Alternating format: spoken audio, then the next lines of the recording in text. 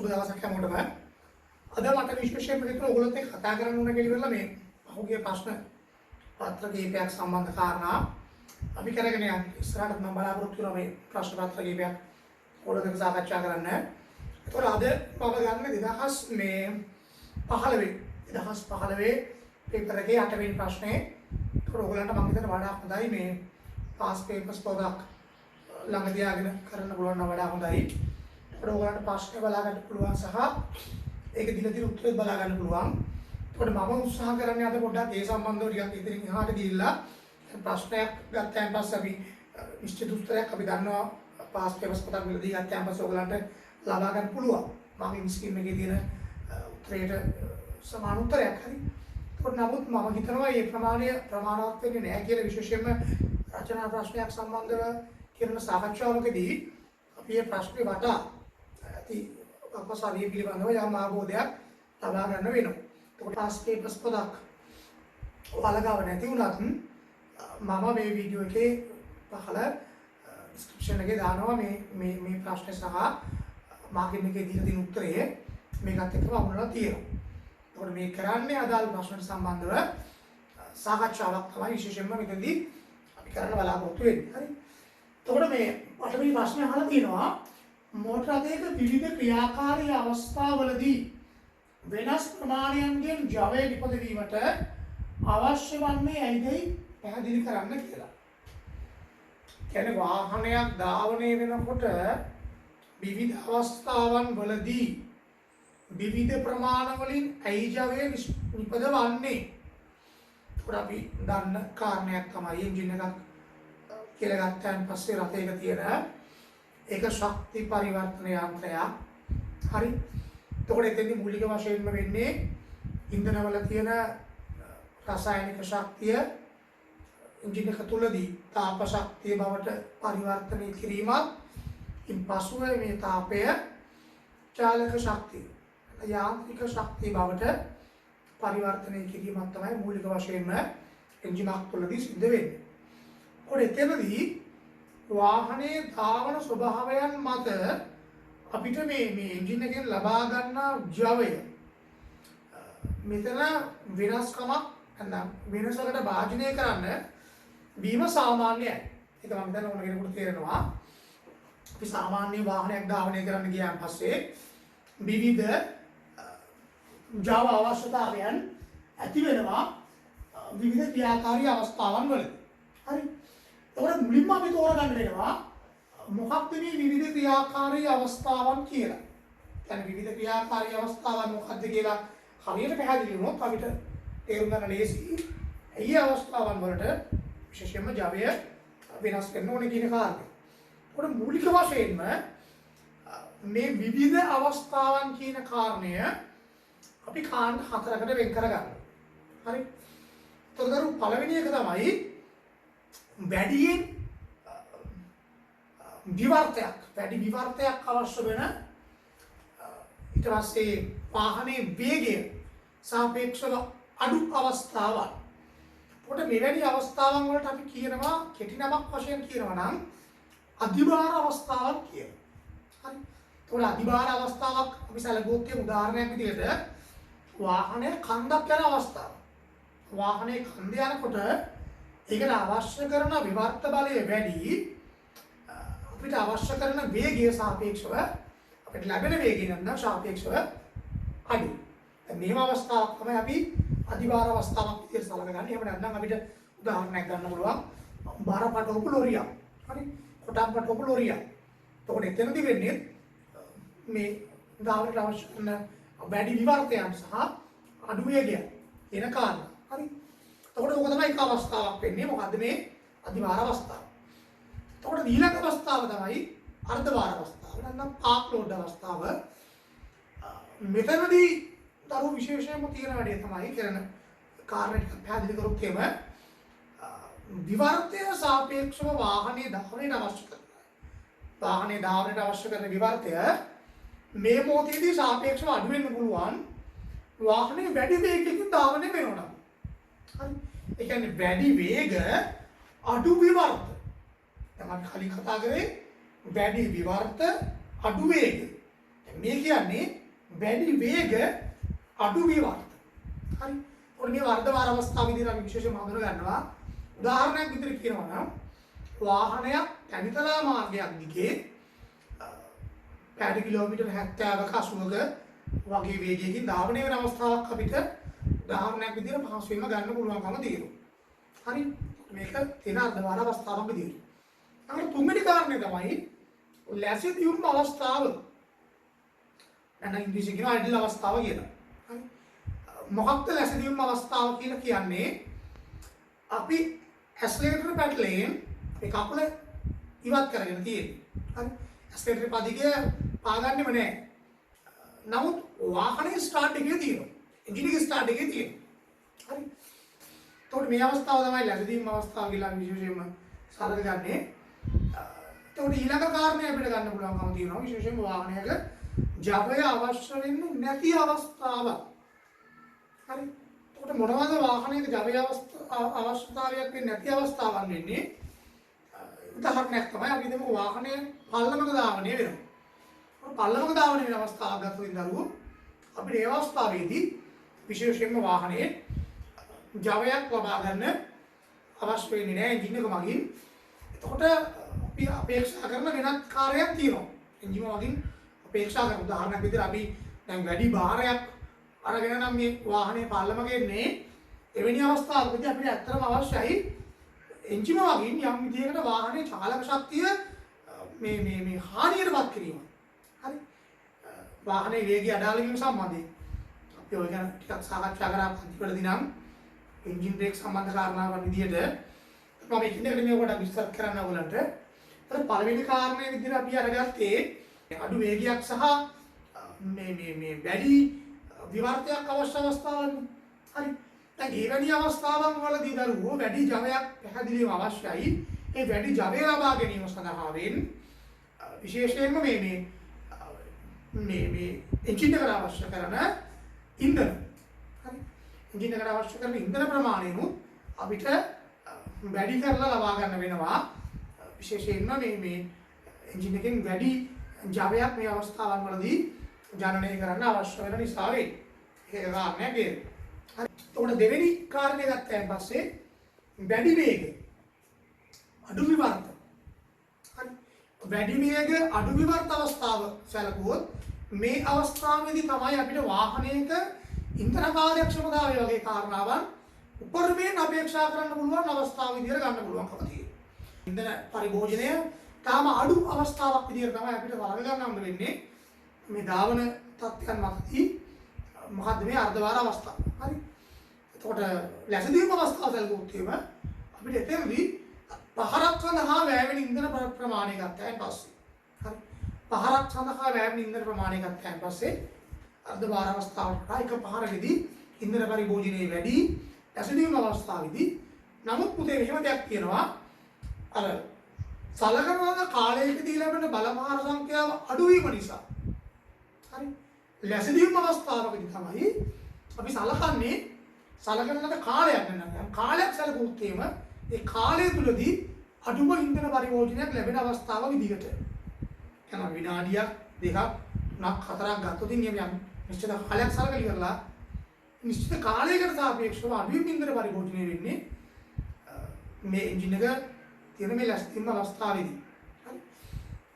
එතකොට අර්ධභාර අවස්ථාව ගත්තයින් පස්සේ එතනදී එන්ජින් එකේ වේගය වැඩි නිසා හරි. එක පහරකදී ලැබෙන භාරකට අවශ්‍ය කරන ඉන්ධන ප්‍රමාණය අඩු නම් සමස්තයක් වශයෙන් සැලකුවාට පස්සේ නිශ්චිත කාලයකදී ලැබෙන අවස්ථාවට වඩා වැඩි ඉන්ධන පරිභෝජනයක් සිද්ධ වෙනවා. එතකොට අධිභාර අවස්ථාව සැලකුවාට පස්සේ ඊටත් වඩා ඉන්ධන පරිභෝජනයක් සිද්ධ වෙනවා. ඒක නිශ්චිත කාලයක් සැලකුවත් ඉන්ධන පරිභෝජනය වැඩි වගේම එක පහරක් සැලකුවත් එතනදී ඉන්ධන පරිභෝජනය වැඩි. එතකොට ඔය කියන අර්ධභාර අධිභාර ලැබෙදියුම් කියන අවස්ථාව තුළට අමතරව තමයි අපි අරගන්නේ මේ ජවයක් අවශ්‍ය නැති අවස්ථාව කියන කාරණේ. එතන වාහනයක් පල්ලමක වගේ යන අවස්ථාවක් සැලකුවොත් මේ අවස්ථාවේදී විශේෂයෙන්ම මේ වාහනයට මේ එන්ජින් එක මගින් ජවය සපීමේ අවශ්‍යතාවයක් මොනවා වෙන්න පුළුවන්. හරි. එතකොට එතනදී වෙන ඊළඟ විශේෂම කාරණේ තමයි අර මේ ධාවන අවස්ථාවේදී විච් කාරණයට හාත්පසින්ම වෙනස් විදියට වාහනයේ චාලක ශක්තිය මේ මොහොතේ වාහනයේ පවතින චාලක ශක්තිය රටේ නිවත් කර ගැනීම සඳහා යම් කාර්යයක් ඉෂ්ට කරනවා එන්ජිම වගින් මොකද්ද මේ වාහනයේ චාලක ශක්තිය උපයෝගී කරගෙන තමයි මේ අවස්ථාවේදී එන්ජින් එක චලිත වෙන්නේ එන්ජින් එක භ්‍රමණය වෙන්නේ ඒ නිසා මේ වාහනයේ චාලක ශක්තියෙන් ගබඩා වෙලා තියෙන චාලක ශක්තියෙන් යම් ප්‍රමාණයක් එන්ජිමේ කාර්යය සඳහා වැය වීම නිසා යම් විදියකට වාහනයේ චාලක ශක්තිය හානි වීමක් නැත්නම් ඉවත් වීමක් සිද්ධ වෙනවා ඒ ඔස්සේ වාහනේ විශේෂයෙන්ම නවතා ගැනීමට වඩා වැඩි පහසුවක් මේ වගේ නම් කරලා දෙනවා. ඉතින් අපි ඔකට විශේෂයෙන්ම එන්ජින් බ්‍රේක් පද්ධතියක් විදිහට සලකලා ගන්නවා. මේ මොකද්ද මේ චාලක ශක්තිය හානිය සඳහා වෙන්නේ එන්ජින් එක විශේෂ සිදු කරන කාර්යය. ඕක තමයි මූලික වශයෙන්ම අපි බෙදාගත්තේ අවස්ථාවක් කිහිපයක් විදිහට. එතකොට මේ විවිධ ක්‍රියාකාරී අවස්ථාවන් වලදී වෙනස් ප්‍රමාණයකින් ජවය නිබඳවන්න අවශ්‍ය වෙනවා කියන කාරණේ ඔයගලන්ට මම හිතන්නේ යම් පැහැදිලි වෙනවා ඇති. එතකොට මේකට අදාළ කරන මගේ ස්කීම් එකේ තියෙන උත්තර ටික ඩිස්ක්‍රිප්ෂන් එකේ ඔයගලන්ට අහලා බලන්න තියෙනවා. හරි. අටේ දී කොටස අපි අරගත්තොත් මේක තියෙනවා ප්‍රශ්නේ රචනා ප්‍රශ්නය. එන්ජිමෙන් නිබඳවන ජවය වෙනස් කිරීම සඳහා සුදුසු ඉන්ධන ප්‍රමාණයක් අවශ්‍ය පරිදි එන්ජිමට සැපයිය යුතුය. පෙට්‍රල් එන්ජින් වල මේ සඳහා කාබනේටරයක් යොදාගත හැකිය. එන්ජිම ලැබෙන්නේ පවතින විට මෙම ක්‍රියාවලිය සිදුවෙන අයුරු සරල කාබනේටරයක හරස්කඩ රූපයක් ආධාරයෙන් පැහැදිලි කරන්න. කියන කාරණය හරියට මුලින්ම තේරුම් ගන්න ප්‍රශ්නයකට අවතීර්ණ වෙන්න කලින්. ඒක තමයි වැදගත්ම දේ. කියන්නේ එන්ජිමෙන් නිපදවන ජවය වෙනස් කිරීම සඳහා සුදුසු ඉන්ධන ප්‍රමාණයක් අවශ්‍ය පරිදි එන්ජිමට සැපිය යුතු වේ. ඒ කලින් ප්‍රශ්න සාකච්ඡා කරා දැන් ඕනේ විවිධ අවස්ථාවන්ට සරලන විදිහට විවිධ එන්ජින් එකේ විවිධ ජවයන් ලබා ගන්න අවශ්‍ය නම් එතනදී මූලික වශයෙන්ම අපි වෙනස් කිරීම වලට භාජනය කරන ප්‍රධානම කාරණය තමයි ඉන්ධන ප්‍රමාණය. ඒ ඉන්ධන ප්‍රමාණය වෙනස් කිරීම ඔස්සේ තමයි මූලික වශයෙන්ම එන්ජින් එකේ මේ ජවය අවශ්‍ය අවස්ථාවන් වලට ගැලපෙන පරිදි මේ ජවය අපි ලබා ගැනීම සිද්ධ කරන්නේ. හරි. එතකොට ලබා දෙන ඉන්ධන අවස්ථාව සැලකුවාන් පස්සේ මේ ලැබීම අවස්ථාවේදී හරි කියන්නේ මේ අයිඩල් අවස්ථාවේදී කොහොමද කාබනේටරයක් තියෙන එන්ජින් එකකට ඉන්ධන සපයන්නේ සහ ඒ සඳහා අනුගමනය කරලා තියෙන විශේෂ ක්‍රියාමාර්ග මොනවද කියලා අහන විස්තර කරන එක කියන්නේ කාබනේටරයක හරස්කඩ රූප සටහනකුත් ඇඳලා හරි දැන් මම කාබනේටරේ හරස්කඩ රූප සටහනක් ඇඳලා තියෙන්නේ දැන් මේක මේ තියෙන රූප සටහන අපි සිලබස් එකේ දුර සාකච්ඡා කරන සරල කාබනේටරයකට අදාළ රූප සටහන. ඒකට මේ රූප සටහන ගැන මම තව සුට්ටක් කියෝදින් එහෙම දැන් මේ මාකින් එකේ දීලා තියෙන රූප සටහන මේක මම දැක්කා මේක අරගෙන තියෙන්නේ අර මේ මෙන්න මේ අධ්‍යාපන දෙපාර්තමේන්තුවෙන් ගහපු මෙන්න මේ පොතේ මෙන්න මේ පොතේ තමයි තියෙන මේ උපසටහනේ පුරණයක් තමයි මේ මාගින් එකට දාලා තිබුණේ. ඒක නිසා මම ගොඩක් අය ළමයින්ට කියන දෙයක් තමයි මේ අධ්‍යාපන දෙපාර්තමේන්තුවෙන් දාපු පොත් කටලේ තියෙන උපසටහන. ගැන වැඩි අවධානයක් දෙන්න කියලා කරලා අනින්න කිව්වොත් ඉන්නේ මේකේ තියෙන උපසටහනක් ඇඳලා දක්වන එක තමයි වඩා හොඳ. මොකද මේවා ප්‍රායෝගික විෂයන් නිසා ඊට වඩා වෙනස් ආකෘති කරනවා මේක අඳින්න බැරි කමක් නැහැ. මේ දැන් මම පොඩ්ඩක් විස්තර කරොත් මේ කියන කාරණා ටික දැන් මේ කාබනේටරේට එන වාතය මුලින්ම එයා ක්ලීනර් එකේ වාත ශෝධකය හරහා ෆිල්ටර් වෙලා ඉන්නේ. දැන් මේ අපවිත්‍ර ද්‍රව්‍යවල එන්ජින් එකට ඇතුල් වීම බලපන්න අපි එකතු කරලා දෙන එයා ක්ලීනරේ හරහා යම් පිරිසුදු වීමකට ලක් වෙච්ච වාතය තමයි ඇදලා ගන්නේ කවුද මේ චූසන පහර විසින් එතකොට මේ තියෙන්නේ ඉන්න මැනිෆෝල්ඩ් එක දැන් මේ චූසන මාර්ගයට තමයි අපි සම්බන්ධ කරලා තියෙන්නේ කාබලේටරය. හරි. එතකොට කාබලේටරේට වාතය ඇතුල් වීමේදී මුලින්ම තියෙනවා මේ වාත රෝධක කපාටය. කවුරුත් දන්නවා මේකට අපි මේ සරල වශයෙන් කියනවා චෝක් වැල්ව් කියලා. චෝක් එක ඊළඟට තියෙනවා වෙන්චුරිය කියන කාරණේ අපි ටිකක් කතා කරමු එහෙම. විශේෂයෙන්ම පුතේ මේ දැන් කාබලේටරේ ඉන්ධන මේ තියෙන මේ ඉපිලි කුටීරයේ තියෙන ඉන්ධන මේ මාර්ගයට ඇද ගැනීම ගෙන්වා ගැනීම මෙන්න ප්‍රධානම කාර්යය කරන්නේ වෙන්චුරිය. මේක අපි අන්තිමට දෙන ගෙනගෙන තියෙනවා ටිකක් විස්තරාත්මකව බර්නෝලි සිද්ධාන්තයට අනුකූලව. එම නැත්නම් මම තව ටිකක් විස්තර කරොත් එහෙම දැන් මේ ඔස්සේ තරල ප්‍රවාහයක් ගලනවා නම් ඉතින් බර්නෝලි වල තියෙනවා මේ තරලයේ ගැලීමේදී නලයක් ඔස්සේ යම් ස්ථානයකින් මේ නලයට බාධාවක් ඇති කරනවා නම් ගලන තරලයට නලය යම් ස්ථානයකින් ඒ බාධා ඇති කරන ස්ථානයේදී තරල ප්‍රවාහයේ වේගය වැඩි වෙනවා පීඩනය අඩු වෙනවා කියලා. ඒක සරලව කියවොත් ඉන්නේ වාතයේ මේ අරහා ඇදලා ගනිද්දී මෙතනදී වාතය ඇතුල් වීමට යම් බාධාවක් ඇති වෙනවා. ඒ ස්ථානයේදී මූලික වශයෙන්ම වෙන කාරණේ තමයි මෙතනදී මේ ගලන තරල ප්‍රවාහය නැත්නම් මේ ගලන වාතයේ වේගය වැඩි වෙනවා. ඒ නිසා මෙතන පීඩනය අඩු වෙනවා සාපේක්ෂව. මේ ප්‍රතිඵලයක් විදිහට මේ ඉපිලි කුටීරේ දිනින්න මේ ඔස්සේ හත් එකතු වීමකට ලක් වෙනවා මේ වෙන්චුරිය මේ ස්ථානයේ කාබලේටරේ සිදුවෙන මූලික ක්‍රියාවලියේදී වෙන්චුරිය සම්බන්ධව මොගොල්ලෝ ඉගෙනගෙන ඇති. ඊළඟට අවකර කපාටේ කියලා කියන්නේ මේ දැන් ඕක තමයි අපි අර ඇස්ලේටර් එක. ඇස්ලේටරේ පාගනකොට මේ වෙනස් වීමට ලක්වන්නේ මේක තමයි. අවකර කපාටය. ටෝටල් වැල්ව් එක. හරි. එතකොට අපි ඇස්ලේටරේ වැඩිපුර පාගනවා නම් මේ අවකර කපාටේ තවදුරටත් පරිමේ විවෘත වෙනවා. අපි ඇස්ලේටරේ කකුල ගන්නවා නම් ඉවත් කරනවා නම් ඇස්ලේටරේ මත භාරයක් ගලන්නේ නැත්නම් අවකර කපාටය බැහැීමකට ලක් වෙනවා. හරි. तो सामान्य अवस्था बोलते वास्तव कपाटे वियुक्त वेला තියෙන්නේ මේ H අවස්ථාව මේ වියුක්ත වෙලා තියෙන්නේ පොට වෙන්චුරිය හරහා ගලනවා වාතය ඊළඟට අවකර කපාටේ ඔස්සේ අපිට අවශ්‍ය කරන වාත ප්‍රමාණය අපි සිලින්ඩරයට යෑමට සලස්වනවා. ඒකට මෙතනදී තමයි මේ වාත ඉන්ධන මිශ්‍රණය නිර්මාණය වීමකට ලක් වෙන්නේ. මෙහි වාතය එනවා මෙතනින් ඉන්ධන එනවා අවසාන වශයෙන් වාත ඉන්ධන මිශ්‍රණය දහන කුටීරය දක්වා ගැලීමකට ලක් වෙනවා. හරි. ඒකට මේක තව කාරණා ටිකක් තියෙනවා. මෙන්න මෙතන තියෙනවා මේ ප්‍රධාන මාර්ගය. මේ තියෙන්නේ ප්‍රධාන මාර්ගය කියන්නේ මේ ඉපිලි කුටීරයේ තියෙන ඉන්ධන වෙන්චුරියට ඇතුල් වෙන නලය තමයි ප්‍රධාන මාර්ගය කියලා කරගන්නේ.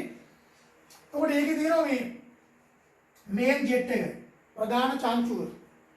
එතෙන්දී විශේෂයෙන්ම මේ උත්සාහ කරන නිෂ්පාදකයන් විසින් මොකද්ද මේ ස්ටොයිකියෝමෙට්‍රික් අනුපාතය?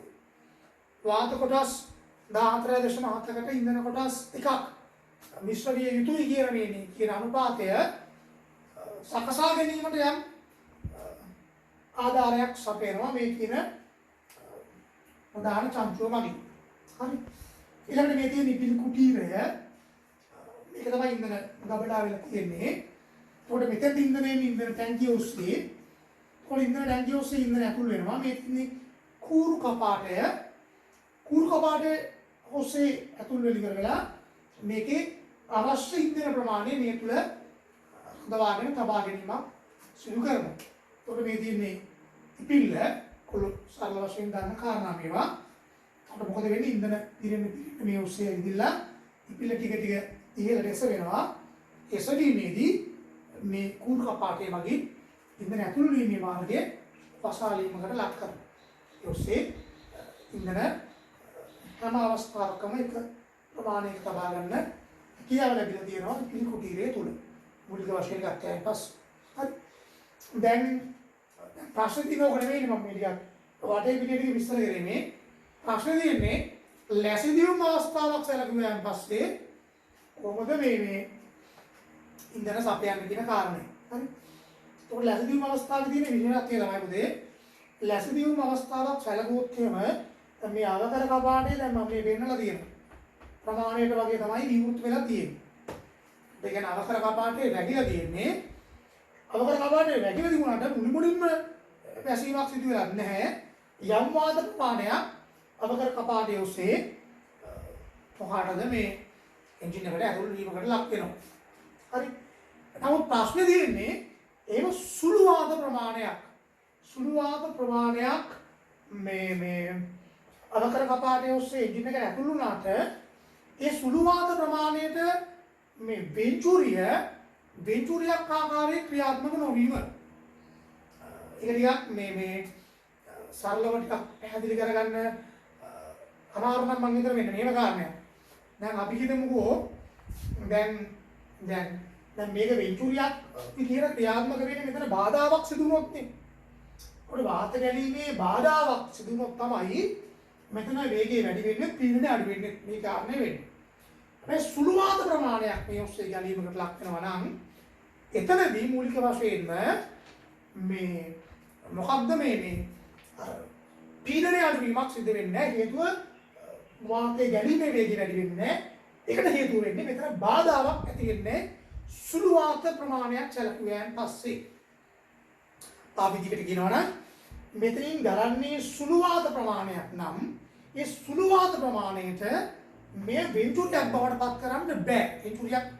වෙන්චුරි ක්‍රියාවලියක් සිද්ධ වෙන්නේ නැහැ. හරි. සරල විදිහට කියනවා. හරි. එතකොට වෙන දේ තමයි සාර්ථක වශයෙන්ම වාතයේ සුළු ප්‍රමාණයක් නම් මේ ඔස්සේ ගලන්නේ මොකක්ද වෙන්නේ මේ පිළිකුටියේ තියෙන ඉන්ධන මේ දක්වා ඇදිලා එන්නේ නැහැ. මිශ්‍ර වීමකට ලක් වෙන්නේ නැහැ. හරි. තව මූලික වෙන ප්‍රශ්නේ අවකර කපාටේ වැහිලා තියෙන අවස්ථාවක් සැලකුවාන් පස්සේ. ඒතර අවකර කපාටේ තුලින් වාතයේ ශුට්ටක් යනවා. ටිකක් යනවා. ඒ වාතයේ ටිකට ඉන්ධන ටිකකුත් මිශ්‍ර වෙලා ගියා නම් කම්බෂන් චේම්බරේට අන්න අපිට අවශ්‍ය කරන දහන ක්‍රියාවලිය සහ අපි අපේක්ෂා කරන මට්ටමේ ජවයක් පිට ලබා ගැනීමට හැකියාවක් තියෙනවා. දැන් ප්‍රශ්නේ තියෙන්නේ එහෙම ඉන්ධන පොඩ්ඩක් මේක මිශ්‍ර කරන්න නොහැකි වීම සම්බන්ධ ප්‍රශ්න. ඒකට නිෂ්පාදකයන් අරන් තියෙන උත්තරේ විසඳුම තමයි පුතේ. ඊට පස්සේ බලනවා ඒගොල්ලෝ අවකර කපාටේ මුළුමනින්ම වැටෙන දින අවස්ථාවක් සැලකුවොත් එහෙම අවපීඩනයක් නිර්මාණය වෙලා තියෙන්නේ කොහෙද කියලා.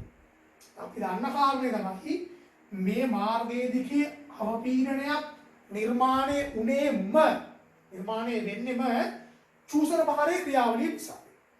චූසන පහර ක්‍රියාත්මක වෙනකොට වාතය ඉල්ලා සිටිනවා, වාතය ඇද ගන්න උත්සාහ කරනවා. ඒ ඇද ගැනීම තමයි මේ ඔස්සේ සිදු වෙන්නේ.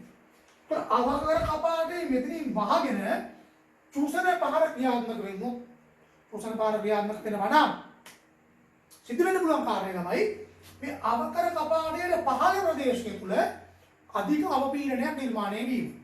හරි.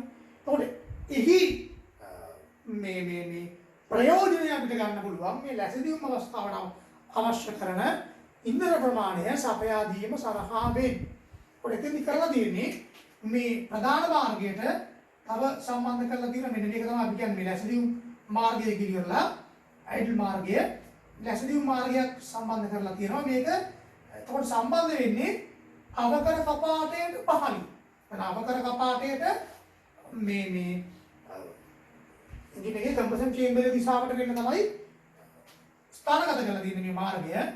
එතෙන්දි වෙන වැඩේ තමයි අවකර කපාටයේ මුළුමනින්ම වහලා දින අවස්ථාවන් වලදී අවකර කපාටයේ පහළ ප්‍රදේශයේ ඇති කරන අවපීඩනය නිසා මේ ලැසිදියුම් මාර්ගය ඔස්සේ තා පහසුවෙන්ම ඉන්ධන ඇද ගැනීමක් සිදු කරනවා. ඒකට මේකේ අර ප්‍රධාන මාර්ගයේ එකතු කරලා තිබ්බා වගේම මේ ලැසිදියුම් චංචුවක් ස්ථාපනය කරලා තියෙනවා. ඒකට ඒ වගේ අර ස්ට්‍රේඩියමික අනුපාතයේ සැකසීමකට ලක් කරනවා. ඊට අමතරව සීරු මාරු ඇණයක් මෙතන තියෙනවා. ඒකට ලැසිදියුම් මාර්ගයෙන් පැමිණිය යුතු ඉන්ධන ප්‍රමාණය සම්බන්ධයෙන් අපිට යම් සංශෝධනයක් මේ ඔස්සේ සිදු කරගන්න පුළුවන් සීරු මාරු ඇණය ඔස්සේ. ඒ වගේම තමයි අපි ලැසිදියුම් අවස්ථාවෙන් අයින් වෙනවා. ඒ කියන්නේ අර්ධ භාර අවස්ථාවකට හෝ අධිභාර අවස්ථාවකට යනවා නම් එතකොට අපි විශේෂයෙන්ම කරන කාරණේ තමයි ඇක්සලරේටර් පදිකය පාගන. ඇක්සලරේටර් පාගනවා. එතකොට අවකර කපාටේ විවෘත වෙනවා. ඒ විවෘත වීම සමගම මේ හරහා වැඩි වාද ප්‍රමාණයක් අදලා ගන්නවා. එතකොට මේ අවකර කපාටේ පහළින් තිබුණු අවපීඩනය නිකම්ම නැති වෙලා යනවා. ඒ ඔස්සේ ලැස්ලියම් මාර්ගයේ ඔස්සේ ඉන්ධන ගැනීම නතර වෙලා ඒක නැවත වතාවක් වූ මාර්ගයට මේ ප්‍රධාන මාර්ගයට මොකද වැඩි වාත ප්‍රමාණයක් මේ ඔස්සේ ගැනීමේදී ඔන්න වෙන්චුරි ක්‍රියාවලිය නැවත වතාවක් සක්‍රියව සිද්ධ වෙන්න පටන් ගන්න නිසා වේ.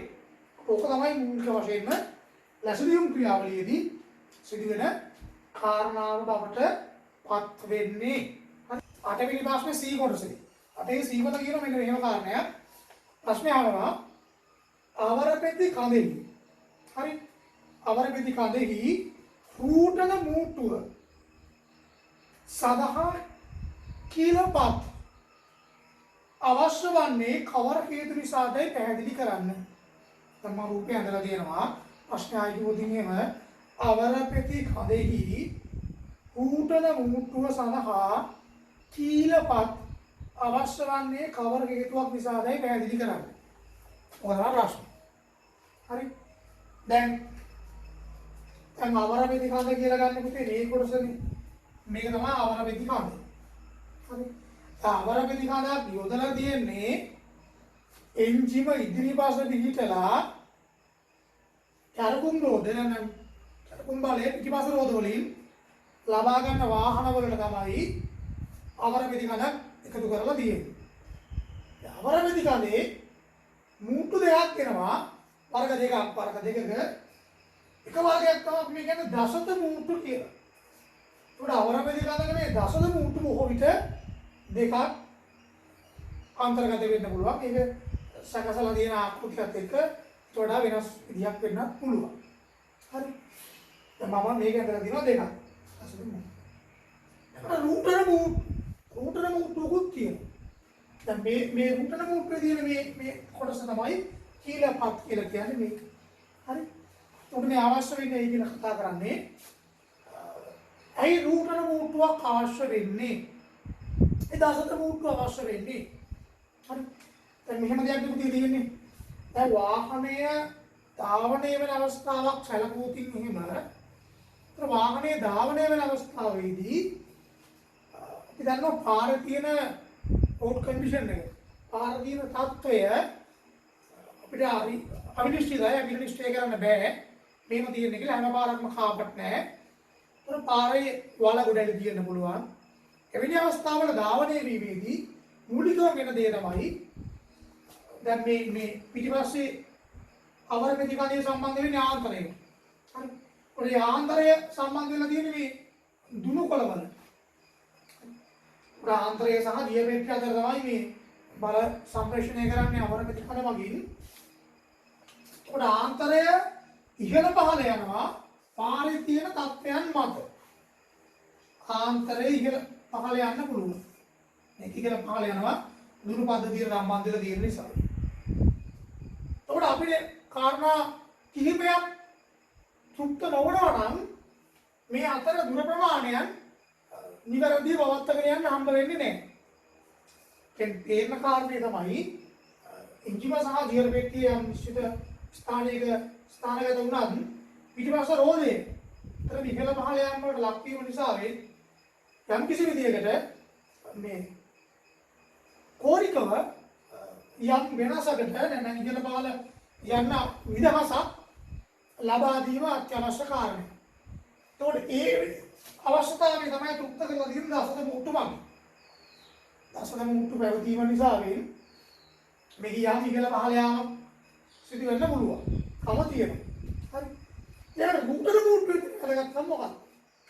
දැන් මෙහෙම මේ රෝදේ ඉහළ පහළ යාමකට භාජනය වෙනවා නම් මේ ආන්තරය සහ මේ රෝදයට සම්බන්ධ කොටස් ටික දරුවෝ විශේෂයෙන් ඉහළ පහළ යාමේදී එහි කේන්ද්‍රය බවට පත්වන්නේ මෙන්න මේ වගේ ස්ථානයක්. ඔය දුන්නු පද්ධතිය සම්බන්ධ වෙලා තියෙන නිසා ඔය මේ වගේ ස්ථානයක් කේන්ද්‍ර කරගෙන තමයි මේක යම් ආකාරයකට ඉහළ පහළ යාමක් සිදු වෙනවා නම් සිදුවන්නේ. හරි. හැබැයි මේ අවරමිති කඳ සැලකුවයන් පස්සේ අවරමිති කඳ ඉහළ පහළ යාමකට අදාළ කරලා ගත්තොත් එහෙම එහි කේන්ද්‍රය බවට පත් වෙන්නේ මේ වගේ ස්ථානයක්. මේ වගේ ස්ථානයක් සලකලා තමයි අවරමිති කඳ ඉහළ පහළ යාමකට භාජනය වෙනවා නම් ඒ එතන සිදුවන කේන්ද්‍රය නිර්මාණය වෙන්නේ. ඒකට කේන්ද්‍ර දෙකක් තුල චරිතයක් නිරූපණය වෙන නිසා වෙන අපිට පේන කාරණයක් තමයි පැහැදිලිවම මේ අවරමිති කඳට අදාළ නිශ්චිත දිග අපිට සකස ගන්න බැහැ අපහසුයි. ඒ නිසාවෙන් තමයි මේ රූපණ මුක්කුවක් යොදලා තියෙන්නේ මේ පිටිපස්ස රෝධය ඇති වෙන මේ විචල්‍යතාවයන්ට අනුකූල වෙන ආකාරයට මේ අවරමිති කඳේ දිග සුළු වශයෙන් අඩු වැඩි කර ගැනීමක් සිදු කර ගැනීමට අවශ්‍ය වෙන නිසා.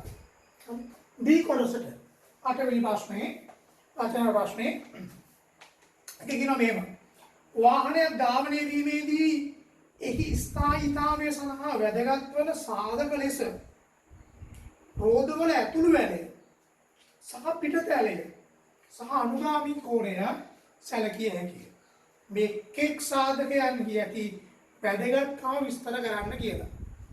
එතකොට මේ ඇතුළු වැලය පිටත ඇලය අනුගාමී කෝණ මේ කියන කාරණාවන් ගැන මම සාකච්ඡා කරපු වීඩියෝ එකක් ඔයාලන්ට YouTube channel එකට එකතු කරලා තියෙනවා. මේකට කලින් මම හිතන්නේ හොඳයි ඒක චුට්ටක් බලා ගන්න පුළුවන් නම් නැවතව දාලා මේක විස්තර කරනවා මේක සම්බන්ධව හොඳට අවශ්‍ය කරන උපසරිය තුල තමයි මෙතනදී ඒ නිසා මූලිකම දේවල් ටික විතරයි මතක් කරන්නේ අවශ්‍ය දෙයක් ගිහිල්ලා බලා ගැනීම හැකියාවක් තියෙන නිසා වේ. හරි. මේ දැන් මේ ගත්තම සුදේ මේ ඇතුළේ තියෙන පිට දැලේ. හරි. මෙතන තියෙන ඇතුළේ දැලය තෝය ඇතුළේ දැලේ පිට දැලේ කියන කාරණාවන් ගැන ගත්තාම පස්සේ එතෙන්දී වැදගත් වෙන කාරණා කිහිපයක් තියෙනවා. එකක් තමයි මේ පිටත ඇලය කියන එක බොහොමයක් මේ දැකලා තියෙන රේසින් වාහන වලට රේස් තරඟ වලට සහභාගී වෙන වාහන වලට බහුල වශයෙන් භාවිත කරන හේතුව තමයි අර අකර්මණ සිද්ධාන්තයත් එක ගත්තාන් පස්සේ මේ පිටත ඇලය පවත්වාගෙන යාම නිසාවෙන් අපිට මේ වඩා වැඩි වේගයකින් ධාවනය කිරීමේදී පහසුවෙන් වංගුවක් ලබා ගන්න පුළුවන්. කර්මන් සිද්ධාන්තේ අනුව වැඩි කෝණයකට යන නිසා. මේ ඒක මම දකින ප්‍රධාන වාසියක් මේ පිටතැලිය සම්බන්ධ කාරණේ ගත්තා පස්සේ එතකොට ඊට අමතරව මේ ඉදිරි එළවුම තියෙන වාහනවල එන්ජින් එකක් ඉදිරියෙන් තියෙන ඉදිරි එළවුම සහිත වාහනවල වැඩිපුර අපිට දකින්න හම්බ වෙනවා මේ කියන මේ පිටතැලිය කියන කාරණේ බහුල වශයෙන්. හරි. ඊට පස්සේ ඇතුළු ඇලය කියන කාරණය ගත්තන් පස්සේ ඒක බොහෝ විට අර සාමාන්‍ය වාහනවල වැඩිපුර දකින්න හම්බ වෙනවා. සහ මේ පිටිපස්ස රෝදේ එළවුම ලබා දෙන වාහනවල පිට බහුල වශයෙන් දකින්න හම්බ වෙනවා. මොකද මේ ඇතුළු ඇලය කියන කාරණය. පොඩි මේක ඊට අමතරව අපි සාකච්ඡා මුකුත් කරුණු සායින් මම විස්තර කරන්න යන්නේ නැහැ මේ සම්බන්ධයෙන්. ඔය හැඩකෝණය හා සම්බන්ධ කාරණා වලට සම්බන්ධ ගැට ගැහිලා තියෙනවා. හරි. පිටතැලිය out මේ ඇතුළු ඇලය toy. හරි. ඉහිලි බැලුවාම ස්ථාපිත රෝදේ ආකෘතියට පේ. හරි. මේ ඊට පස්සේ මෙතන ඇදලා තියෙන මේ අනුගාමී කෝණය කියන කාරණාව සම්බන්ධයෙන් එතනදී මම ඔයගොල්ලෝ මුලික වශයෙන් වැදගත් වෙනවා කියලා මතක් කළ යුතු කාරණා කීපයක් තියෙනවා. දැන් මේ තියෙන්නේ සත්‍ය සිරස් සත්‍යක මේ රේඛාව මම ඇදලා තියෙන්නේ සත්‍ය සිරස් රේඛාව සුඛානම් ක්‍රියාත්මක වන අක්ෂය තමයි මේ ඇදලා තියෙන්නේ මම. එතකොට මේ අතර කෝණය තමයි මේ අනුගාමී කෝණය කියලා කියන්නේ. එතකොට මේ කෝණය මගින් ප්‍රධාන වශයෙන්ම කරන දෙයක් තමයි මේ වාහන ඉදිරි දිශාවට යොමු කරවන්න පහසුවක් එමගින් ලබා දීලා තියෙනවා. හරි හොඳට ගත්තාට පස්සේ මේ ඉදන්න වාහනයක් මේ සුක්කානම හරවනකොට වාහනය යම් ප්‍රමාණයකට එසවෙනවා. හරි එසවීම මගින් අපිට පහසුවෙන් නැවත වාහනය මුල් පිහිටීමට ගෙන්න ගැනීමට වැඩි පහසුවක් ගෙන දෙනවා. ඒකටත් මේ අනුගාමී කෝණේ යම් උපකාරයක් ලැබිලා තියෙනවා. හරි මේ ඔය කාරණා තමයි මූලික වශයෙන් මට දැන් කතා කරේ මම දැන් මේ කිව්වේ පුතේ මෙතන කීවෙනි ප්‍රශ්නද මේ 8 වෙනි ප්‍රශ්න සම්බන්ධ සාකච්ඡාව කරලා 90ක් හම්බෙන ප්‍රශ්නයක් රජන ප්‍රශ්නයක් මේ ඉදිරියේදී අපි කතා කරමු මේ දින ප්‍රශ්න ටික. කියන්නේ මේ විභාග ප්‍රශ්නවල යාන්ත්‍රික කොටස් ටික මම සාකච්ඡා කරන්න බලාපොරොත්තු වෙන YouTube channel එක කරා සමහර ඕගොල්ලන්ට මෙතනින් පස්සේ දැන් මම මෙච්චර දවසක් එකතු කරේ channel එකට සතියකට එක වීඩියෝ එකක් සාකච්ඡා කරන්න ගත්ත නිසා මම මෙතන ඉඳලා බොහෝ දුරට සතියේ වීඩියෝස් දෙකක් ඕගොල්ලන්ට එකතු කරන්න උත්සාහ කරනවා. එතකොට තියරි කොටස් වලට අමතරව හැම සතියකම ප්‍රශ්න සම්බන්ධ වීඩියෝ එකකුත් ඔයගොල්ලන්ට ඉතින් පස්සේ සාකච්ඡා කරන්න තමයි බලාපොරොත්තු තියෙන්නේ. හරි. ඒ නිසා වැඩි කරගෙන යන්න මාගේ ස්කීම් නැත්නම් මේ පාස් පේපර්ස් පොත් හොයාගන්න ගණන් කීපයක් කී වගේ මේවා හදන්න වැඩ කරන්න. ඉතින් ඔයගොල්ලන්ට ටිකක් තව දුරට සාකච්ඡා විය යුතුයි කියලා හිතන දේවල් ටික අපි මෙතනදී කතා කරලා දෙන්න. හරි. ඉතින් මතක තියාගන්න විභාගයේ තියෙන දිනේ සම්බන්ධයෙන් දැන් යම් කාරණා අනාවරණය වෙමින් පවතින නිසා මහන්සියෙන් වැඩ කරන්න පුතේ බය වෙන්න එපා. බය වීම නෙමෙයි අවශ්‍ය වන්නේ නිශ්චිත කාල රාමුවකට අනුකූලව වැඩ ටික කර ගැනීම තමයි මෙතනදී මූලික වශයෙන් වැදගත් වෙන්නේ. හරි. ඒ නිසා වැඩ කරගෙන යම් විභාගයේ කියන කාරණා වලට බය වෙන්න අවස්ථාවක් නැහැ. හරි. මේ සහැල්ලුවෙන් නිදහස්ව වැඩ ටික කරගෙන යන්න.